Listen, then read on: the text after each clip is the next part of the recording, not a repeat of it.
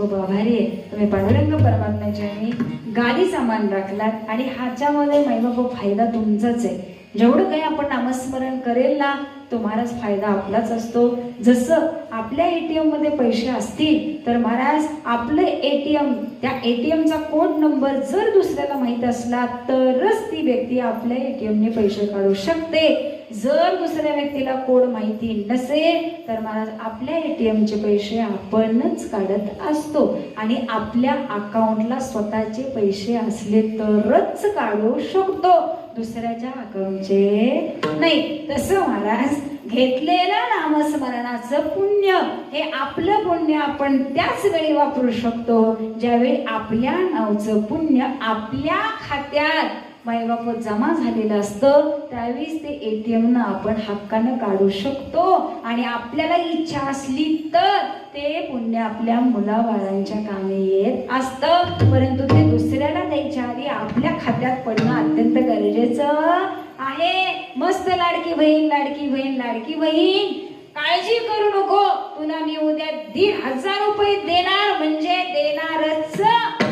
मी मस्त वचन दिलं, परंतु आधी माझ्या अकाउंटला तरी हप्ता जमा होऊ द्या, तर मी ते तुम्हाला देऊ शकते. जसा हिताधिकार आणि हिता आमचा हक्क आहे तसं महाराज नामस्मरण केल्याशिवाय ते पुण्य सुद्धा आमच्याकडे येऊ शकत नाही आणि हे पुण्य आल्याशिवाय आम्हाला देव सुद्धा आवडू शकत नाही. म्हणून देव जर आवडायचा असेल, महाराज ज्याला देव आवडतो ना मायबापू त्याचं एका जन्माचं पुण्य नाही बरं का. बहुत सुकृताची जोडी म्हणून विठ्ठली आवडी, बहुत सुकृतचं पुण्य आहे महाराज, बहु जन्माचं पुण्य आहे ना. जन्मोजन्मी आम्ही बहु पुण्य केले ते भाग्या विठ्ठली कृपा केली. तेव्हा महाराज कुठे येऊन देवानं आमच्यावरती कृपा केली. म्हणून महाराज नामस्मरण आवडायला लागलं, कीर्तन करायला आवडायला लागलं. म्हणून महाराज पुन्हा आज कीर्तनकार म्हणून गादीवरती उभा राहता आलं. हे सुद्धा करायला महाराज पाठीशी पुण्य असावं लागतं.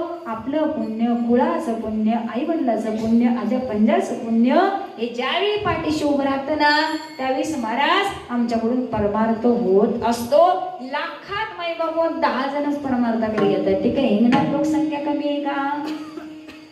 परंतु महाराज मोजकेच लोक परमार्थांच्या मंडपामध्ये काय येतात, त्याच्या मागचं कारणच हे. अगदी गेट पर्यंत येतील परंतु अचानक घरनं फोन येईल, माघारी या पाहुणे आलेले आहेत, ठीक आहे ना.